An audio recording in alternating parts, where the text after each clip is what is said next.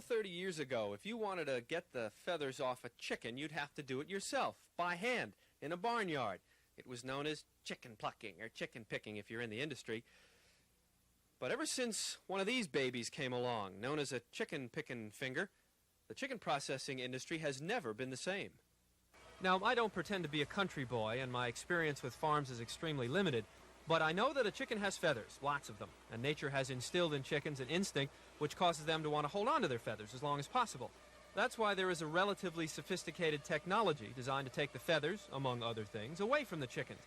And at the core of this technology is the chicken pickin' finger. You're chortling, aren't you? Go ahead if you want, but you'll change your tune when you learn that chicken pickin' fingers are no laughing matter. There are different types of chickens, there are different ages of chickens, there are different types of equipment in each plant, which makes every operation of necessity. It requires a different type of application of picking finger. We have over 90 different picking fingers that we sell. Larry Dewberry is the only person in this country, and for all he knows in the world, who makes a living selling nothing but rubber chicken pickin' fingers.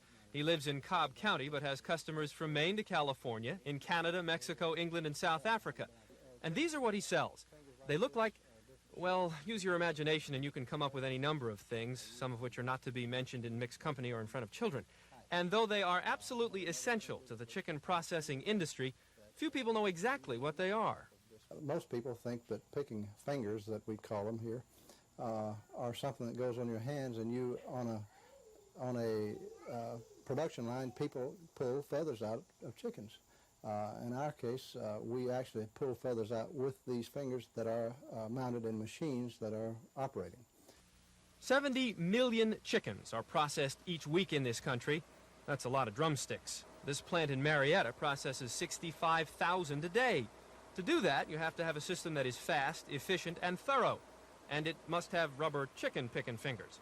Some go on your disc pickers and some go on your counter rotators. But if you're processing chickens, they are there. One thing keeps Larry Dewberry going through all the ridicule, the smirks, and the cackles. You can't eat feathers. Mark Pickard, Action News.